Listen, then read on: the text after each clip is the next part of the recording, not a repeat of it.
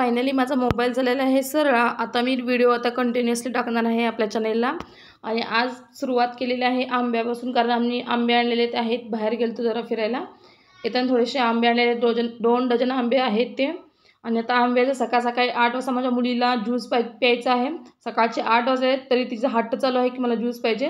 मग इथं काय केलं मी, आंब्याचे छान असे गरे काढून घेतलेले, साली थोडीशी साईडला ठेवले बघू शकता. इथे हे प्युअर आंब्याचा पल्प असतो ना, तो घेतलेला आहे. इथे एक छोटंसं मिक्सरचं भांडं घेतलेलं आहे, त्यामध्ये थोडीशी साखर घालणार आहे, कारण त्या माणसानं आम्हाला दाखवताना आंबे दाखवले गोड होते ते.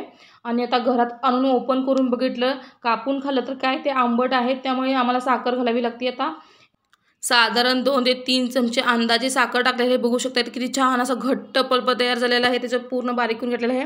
आता पाणीमधून पुन्हा एकदा फिरवून घ्यायचं आहे, बघू शकता इथे किती सोपं आहे ना. आता पाणी घेऊन मी पुन्हा एकदा त्याला हलवून असं छान असं हलवलेलं आहे, चाकूनच हलवलेलं आहे, चमचा मी काय घातला नाही आहे.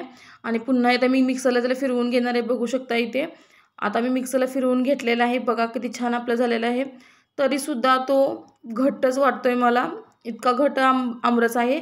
आपण बघा बाजारातली फ्रुटी किती पातळ असते, ॲक्च्युली ते कलर आणि फ्लेवरचं पाणी असतं, बघू शकता इथे. बघा इथं मी साधारण 2 आंबेच घेतलेले आहेत, तर किती छान असं हे झालेलं आहे.